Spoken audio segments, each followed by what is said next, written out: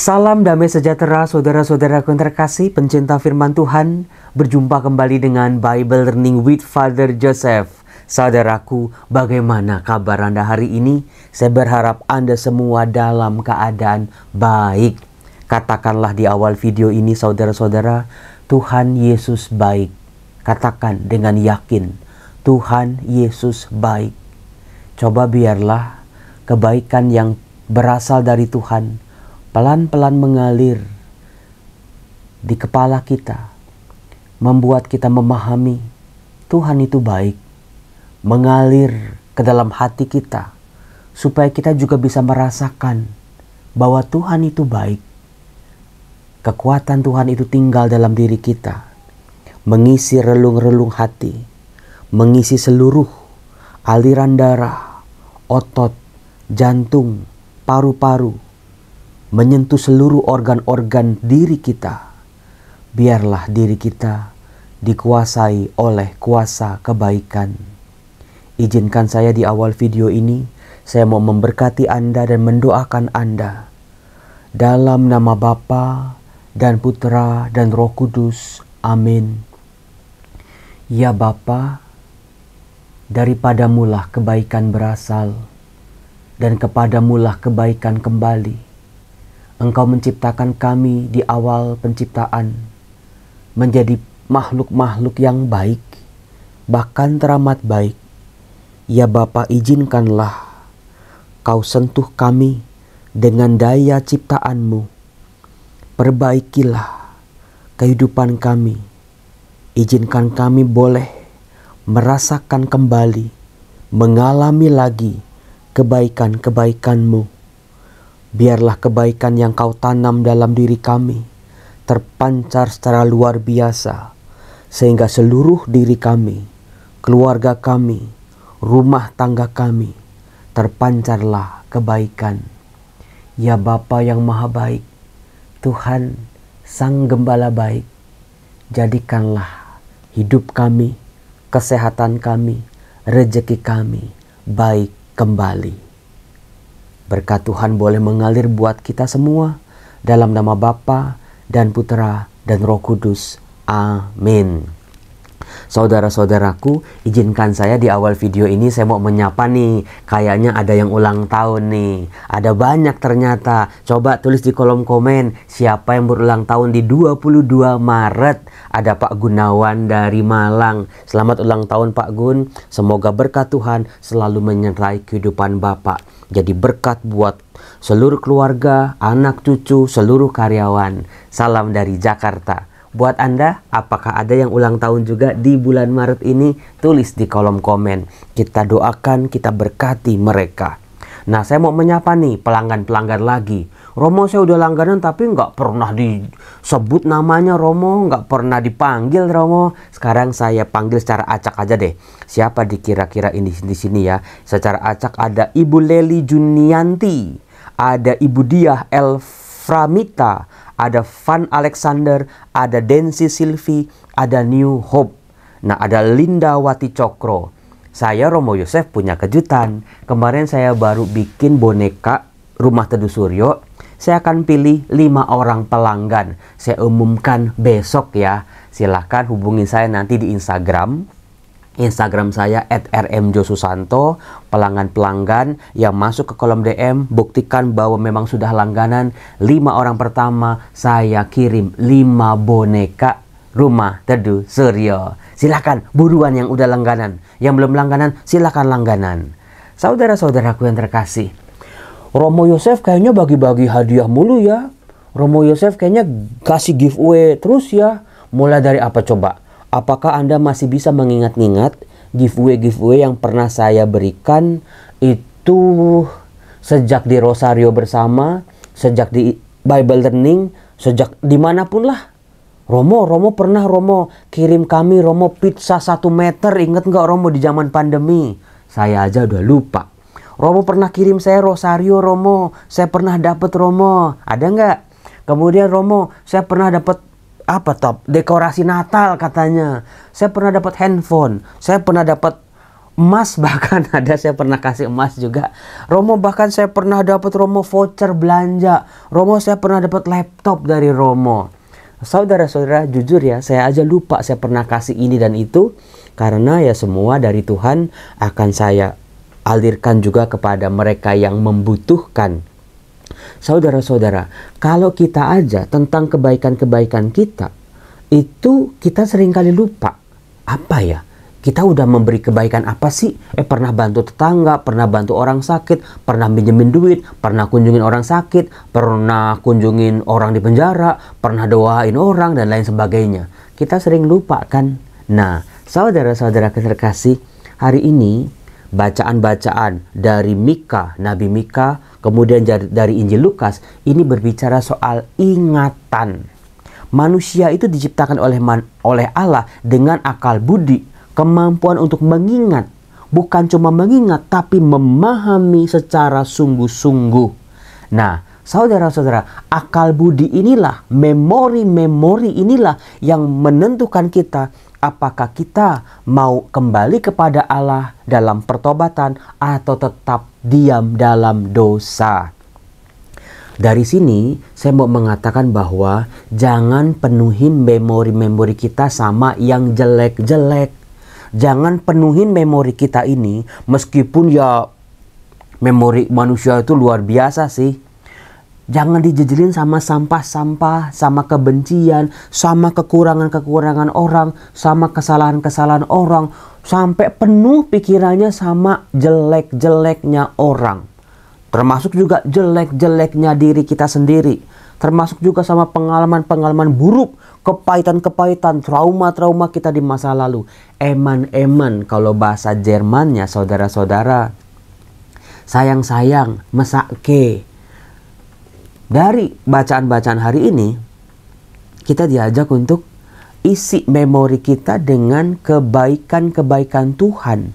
Ingat tentang kebaikan-kebaikan Tuhan. Siapa Tuhan buat kita? Bagaimana sifatnya? Apa saja yang sudah Tuhan lakukan buat kita? Jangan mudah melupakan kebaikan Tuhan. Itu yang seringkali kita dengar. Ingat-ingat terus, kecil maupun besar. Kecil-kecil aja kalau bisa kita ingat-ingat, apalagi yang besar-besar. Karena apa? Mengingat kebaikan-kebaikan Tuhan yang pernah kita terima sepanjang hidup, membuat kita ngerem kalau kita mau jatuh dalam dosa. Kalau kita mau tergoda untuk melakukan tindakan-tindakan yang akan menyedihkan hati Allah. Aku nggak tega, aku nggak berani, aku sungkan, aku nggak mau menyakiti hati Allah yang sungguh teramat baik dalam kehidupanku, yang pernah nolongin aku, yang pernah ngangkat keluargaku, yang telah memulihkan kehidupanku. Coba diinget-inget. Kalau Anda jatuh cinta sama seseorang, Anda sayang banget. Gak usah jauh-jauh sama anak Anda deh, yang Anda sayangnya minta ampun. Anda kerja buat dia, Anda cari penghasilan tambahan buat dia sekolah, Anda macet-macetan, ya buat dia supaya bisa makan enak, bisa beli, bisa jalan-jalan, bisa beli mainan yang dia mau. Itu kan karena apa? Karena Anda sayang banget sama anak Anda, bukan?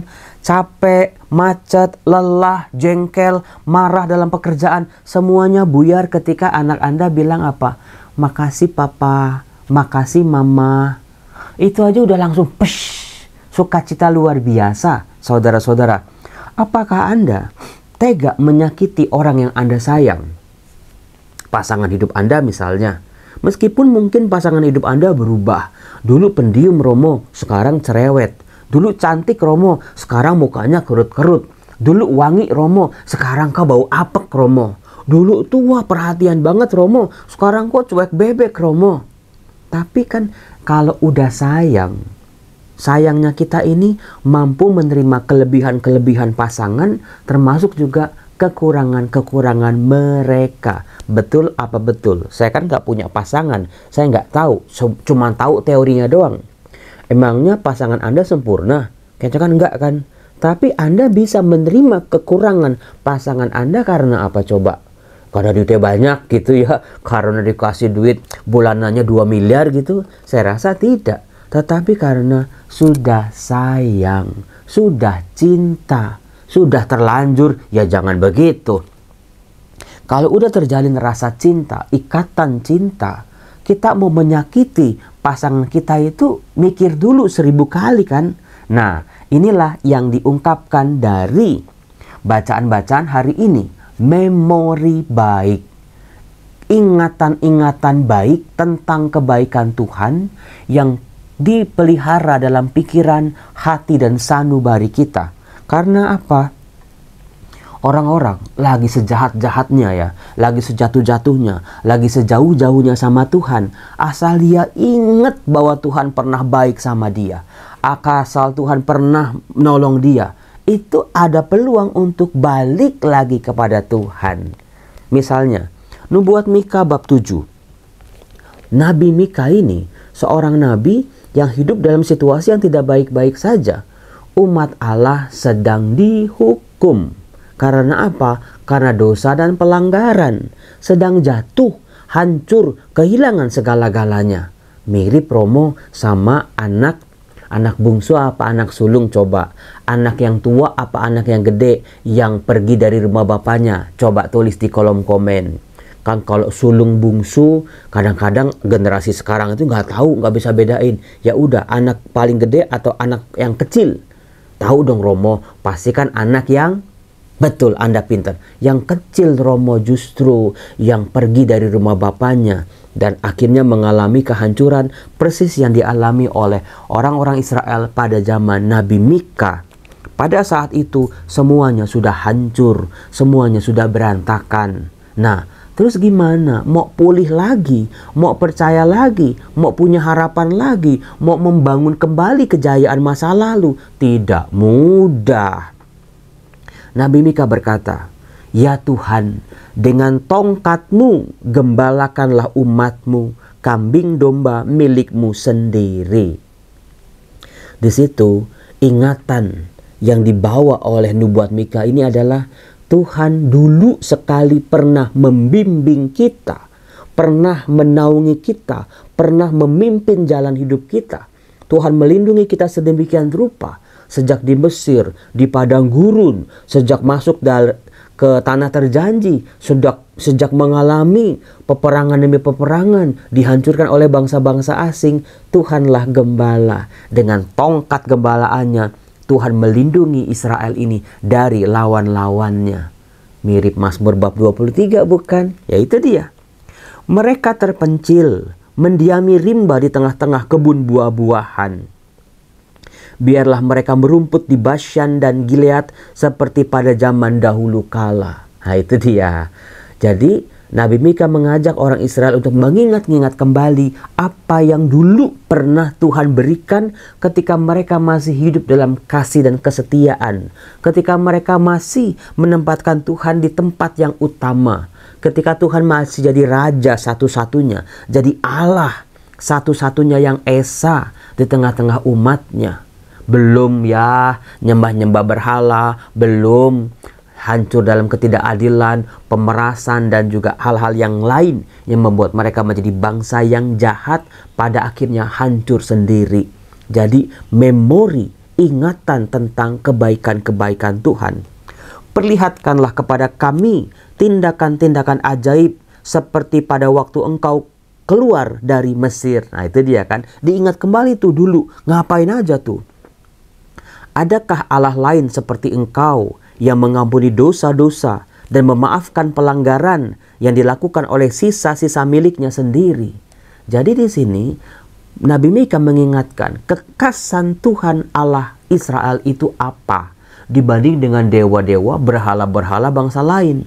Allah kita, Allahnya orang Israel, Adonai Eloheka itu adalah Allah yang tidak murka untuk selama-lamanya. Adalah Allah yang mengenal kasih setia dan pengampunan, memaafkan segala bentuk pelanggaran. Kalau dewa-dewa, Baal-Baal, berhala-berhala itu terkenal dengan murka. Kalau murka nggak bisa disurutkan, nggak bisa dipadamkan. Dikatakan, biarlah Ia, Tuhan maksudnya, kembali menyayangi kita, menghapuskan kesalahan-kesalahan kita, melemparkan segala dosa kita ke dalam tubir-tubir laut. Ayo. lagu rohani mana yang sangat terkenal dinyanyikan oleh penyanyi Nikita waktu dia masih kecil. Lagunya yang diinspirasikan oleh Mika bab 7 ini.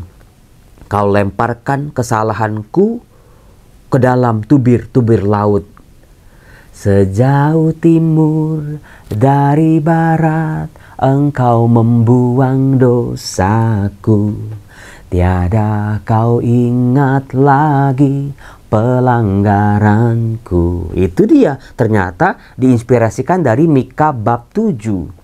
Jauh ke dalam tubir laut, engkau membuang dosaku. Tiada kau perhitungkan kesalahanku. Ya Romo, ternyata lagu rohani yang memang memorable, yang mudah diingat itu diambil dari nubuat Nabi Mika. Tuhan itu membuang jauh-jauh dosa-dosa kita, pelanggaran kita tidak diingat-ingat lagi. Cuman manusianya aja yang selalu ingat dosanya sendiri dan juga dosa-dosa orang-orang lain. Tuhan sendiri kagak, dibuang jauh-jauh, nggak mau ingat lagi asal manusianya bertobat. Kiranya engkau menunjukkan kasih setiamu kepada Yakub dan kasihmu kepada Abraham, sebagaimana telah kau janjikan dengan sumpah kepada nenek moyang kami sejak zaman purbakala. Jadi ingatannya ditarik. Apa yang dilakukan oleh Allah terhadap nenek moyang mereka. Janji apa yang Tuhan katakan kepada mereka. Bagaimana janji itu sudah diberikan, tapi karena ketidaktaatan, ketidaksetiaan bangsa ini, akhirnya semuanya lepas. Nah, disitulah Nabi Mika mengajak, yuk ingat-ingat lagi yuk, supaya kita punya tenaga buat balik lagi. Itulah yang dialami oleh anak bungsu dalam perumpamaan Bapa yang baik hati. Saya nggak pakai perumpamaan, judulnya perumpamaan anak yang hilang, karena ternyata dalam kisahnya ini, Lukas 15 lebih mencerminkan kebaikan, pengampunan, dan kasih Bapa daripada menitik beratkan pada dosa si bungsu. Dikatakan bapak ini punya 2 anak laki-laki. Kata yang bungsu kepada ayahnya, ini kurang ngajar banget. Karena apa? Bapaknya masih hidup. Meskipun boleh-boleh saja ketika bapaknya masih hidup, anaknya minta bagian warisan, sebetulnya boleh. Tapi yang dilakukan oleh anak ini, dia malah menjualnya dan pergi dari bapaknya. Itu dosanya sebetulnya. Bapa, berikanlah kepadaku bagian harta milik kita yang menjadi hakku. Mungkin anak ini kalau dalam konteks normal, dia mau menikah, dia mau bangun rumah tangga, dia butuh modal. Dia mau usaha, dia butuh modal. Nggak ada salahnya meminta bagian. Tetapi yang salah adalah ini dia. Ayahnya membagi-bagikan harta kekayaan itu di antara mereka. Artinya si bungsu juga dapat, si ayah dapat, si sulung juga dapat sebetulnya ya. Beberapa hari kemudian bungsu itu menjual seluruh miliknya. Hitungannya hari, cepet banget. Baru saja menerima harta warisan, langsung lupa pada kebaikan bapa. Dia memisahkan dirinya dari bapaknya. Dia meninggalkan bapaknya. Dia mengkhianati bapaknya dengan cara menjual harta miliknya. Sebetulnya itu kan harta waris ya, yang gak boleh dipindah tangankan, tapi dijual secara semena-mena. Dan dia pergi ke negeri yang jauh. Dia menganggap dengan seluruh hartanya dia bisa hidup foya-foya, dia bisa hidup mandiri, dia bisa hidup jauh dari bapaknya. Setelah dihabiskan harta miliknya, begitu cepatnya harta milik itu habis, padahal harta miliknya bukan jumlah yang kecil, tapi karena ya jauh dari bapa, jauh dari sumber hidup, akhirnya hartanya juga cepat sekali habis. Ditambah lagi timbullah bencana kelaparan di negeri itu. Dan ia pun mulai melarat. Pertanyaan saya, kalau terjadi kelaparan di rumah bapaknya, apakah anak ini melarat? Sepertinya tidak sampai menderita seperti dia waktu hidup di negeri yang jauh ini. Lalu ia pergi bekerja pada seorang majikan di negeri itu. Orang itu menyuruhnya ke ladang untuk menjaga babi. Lalu ia ingin mengisi perutnya dengan ampas yang menjadi makanan babi itu. Ingat saudara-saudara yang terkasih, bukan makan babi ya. Dia nggak pengen makan babi. Orang-orang Yahudi itu haram makan babi. Artinya apa? Dia bekerja pada orang-orang asing, bukan pada orang-orang sebangsanya. Yang jadi Sejak pembuangan Babel itu banyak orang-orang Yahudi punya komunitas-komunitas di luar daerah Israel ini. Dia nggak pergi ke kelompok bangsanya, tapi dia pergi ke orang asing. Buktinya orang itu punya peternakan babi. Dikatakan tidak seorang pun yang memberikannya kepadanya. Sebuah nasib yang naas, ngenes, mesake, kasihan betul-betul. Ya gimana mau makan ampas babi, apa sih artinya? Babi-babi itu kan makan dari sisa-sisa makanan manusia yang dibuang, dikumpulin, disatuin sama dedek mungkin, sama apalah rumput-rumput, sama apa, babi pemakan semua soalnya. Dia mau makan sisa-sisa aja, gak bisa. Sebuah hidup yang sangat mengerikan. Karena apa? Jauh dari bapaknya. Tapi siapa yang nyuruh dia pergi? Gak ada. Dia sendiri. Itulah dosa. Ia menyadari kesalahannya. Sadar. Dia menyadari keadaannya. Dia sadar, kok gini ya hidupku sekarang ya. Apakah Anda pernah sampai pada kesadaran ini? Bagaimana kok saya begini ya? Dulu saya nggak begini loh. Dulu tuh saya tuh baik loh. Dulu tuh saya tuh akrab loh. Dulu saya tuh omongan saya tuh nggak begini Romo. Dulu saya nggak sombong ini Romo. Dulu hati saya nggak sepanas ini Romo. Dulu tuh saya tuh orang baik. Dulu saya melayani Romo. Dulu saya tuh bla bla bla bla bla. Karena apa? Karena saya dulu Romo, saya betul-betul mengalami kebaikan Tuhan. Tapi dalam hidup saya Romo, saya kepleset. Saya salah ambil keputusan. Saya menjauh dari Tuhan. Saya ya anak hilang ya Romo ya. Saya ya pindah-pindah agama. Saya ya nggak pernah ke gereja lagi. Bahkan nggak punya agama sama sekali. Ya udahlah. Hidup beragama itu terlalu menyakitkan buat saya Romo. Ingat saudara-saudara, itu oknum-oknumnya mungkin. Tapi Tuhannya. Jangan-jangan enggak semua sifat Tuhan yang bisa Anda kenali. Yang Anda kenali adalah, ya Tuhan itu nggak jawab doa saya. Tuhan itu jahat sama saya. Saya minta papa saya sembuh malah meninggal. Saya minta saya sehat malah sakit. Saya minta mama saya bertahan malah mama saya juga meninggal. Hidup terlalu pedih Romo. Mungkin yang kita kenali mungkin 0,001% dari rencana Tuhan. Ada rencana Tuhan yang lebih baik lagi. Tapi kita keburu marah. Kita keburu jauh dari Tuhan. Dan memutuskan hubungan kita dengan Tuhan.